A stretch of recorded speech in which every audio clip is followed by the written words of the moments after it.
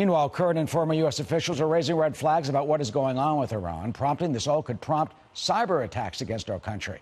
According to the Wall Street Journal, researchers say they have seen Iran-backed hacking attempts targeting the U.S. government and private sector, that in recent days. David Weinstein joins us, Chief Security Officer for Clarity Incorporated, former Chief of Technology for New Jersey. So you know the state government systems and you know how this works. We've heard all about Russia, but what about Iran? Yeah, a lot of attention on Russia lately, but Iran is a serious cyber actor. They certainly don't have the capability that Russia has.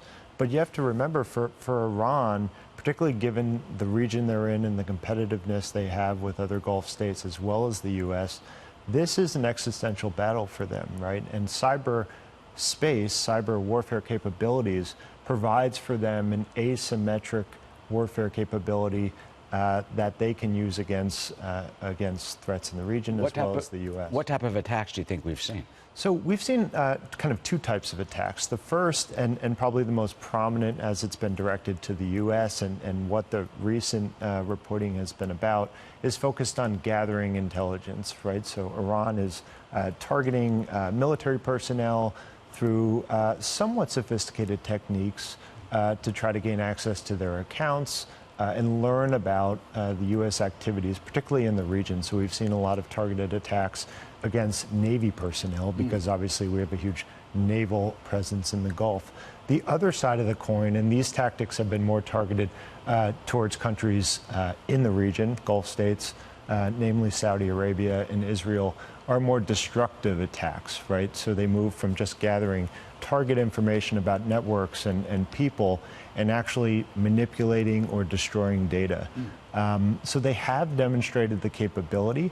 They have not used destructive attacks against the U.S., but Iranian cyber activities are usually a pretty good proxy for U.S.-Iranian relations, which is to say, as relations deteriorate between the U.S. and Iran, as they have over the last week significantly, we tend to see an uptick or an escalation in Iranian cyber operations, and that's playing out right now. That's exactly what the Wall Street Journal is reporting.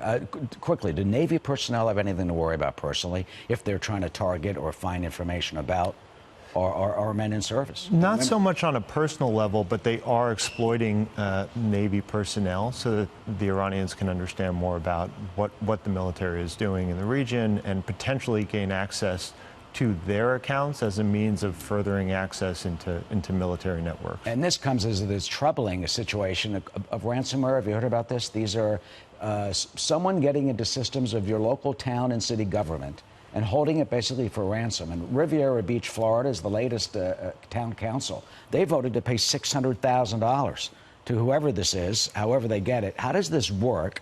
Because this has been happening for a couple of years now. It is. Where bad actors get into a computer system and say, we're shutting it down, or they do, unless you pay us. Huge, huge problem. I experienced this during my time in New Jersey as Chief Technology Officer.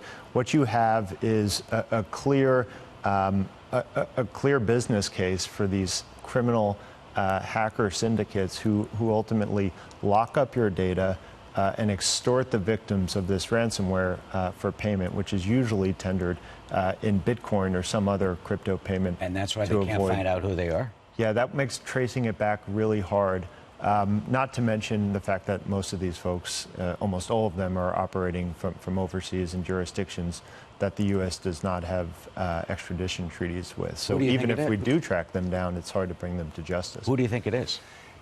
Nameless, faceless hackers. These guys are everywhere, and they're criminal syndicates. I mean, Eastern Europe, Russia, perhaps, or is it North Korea?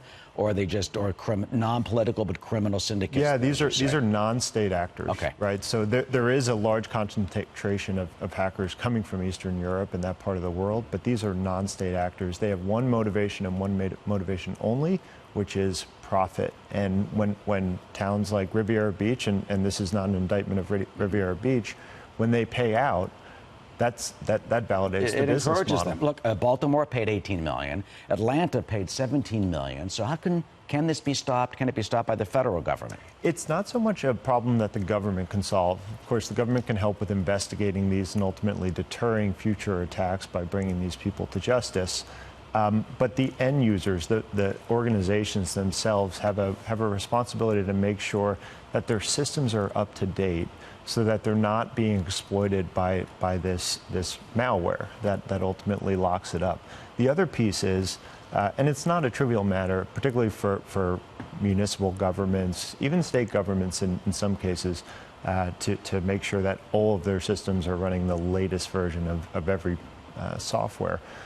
But the other mitigation step is to make sure that your data is backed up elsewhere in a system that's isolated from your business network. So if you do fall victim to this attack, you can just have your machines reimaged and back up or recover the systems. That is sophisticated corporate operations of computer systems that I guess all cities, towns, and counties, they've got to get on the page on this. But it is difficult, and it is a threat.